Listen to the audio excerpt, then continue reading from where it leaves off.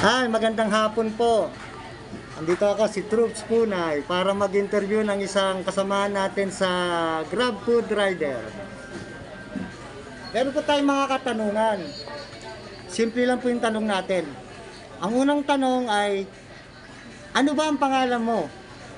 Pangalan ko po ay si Roland Mirasol Marciano. Sa mga kaibigan mo, anong tawag sa'yo? Chocolate. Chocolate. Yan ang tawag sa kanya. Okay.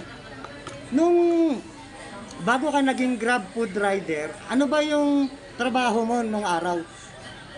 Ang trabaho ko po nung araw is service master o pump attendant sa Petron sa Paso de Blas, Valenzuela. Paso de Blas, ang layo pala. So, paano ka naman napasok sa pagiging isang Grab Food Rider o Delivery Rider? Mayroon kasi akong isang kaibigan na inalok ako, nagpakarga sa Petron. Inalok ako na mag-apply sa Grab kasi mas malaki daw ang kinikita sa Grab. Kaya, nung time na nagkaroon ako ng motor, hindi na ako nagdalawang isip na mag-apply kay Grab. Maganda pala, no? Bali na ano mo sa kaibigan mo. Ngayon, ano naman ang naibigay na mga benepisyo sa'yo? May naitulong ba sa'yo yung isang pagiging Grab Food Rider mo?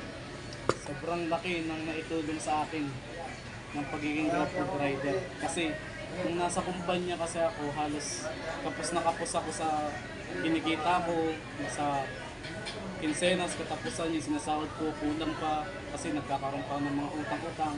Pero ngayon, may utang man ako pero hindi ganun kalaki. Tsaka nababayaran ko pang araw-araw kasi ang kumikita kay Grab. Tsaka nabibigay ko rin yung pangangailangan ng mag-ina ko. Hindi tulad dati na laging kapos sa pagkain. Ngayon, sa awa ng Diyos, sobra-sobra pa. So maganda pala yung naidulot sa'yo ng isang pagiging Grab Food Rider. Ngayon, ito lang masasabi ko. Sa isang pagkakataon, halimbawa, sa isang kamag-anak mo, may re-recommenda mo ba ito? Oo naman. 100% i-recommend ko talaga yan. Yung pagiging Grab Rider. Sa katunayan, inaalok ko talaga siya sa mga kamag-anak. Ang problema silang maayaw. Nandun na tayo sa time na natin ang init, ang ulan. Nandun na tayo, pero yung sakita naman, talagang mabibigay mo yung pangangailangan ng pamilya. Kaya maraming salamat pala sa iyo, Chocolate. Okay. Ayan, napakinggan nyo po.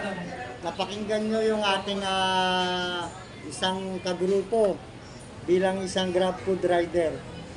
Yan po yung experience niya dito sa Grab. So maraming salamat sa iyo ulit. Kumpare ko kasi to. Salamat po, bye-bye, adios, tama niya na.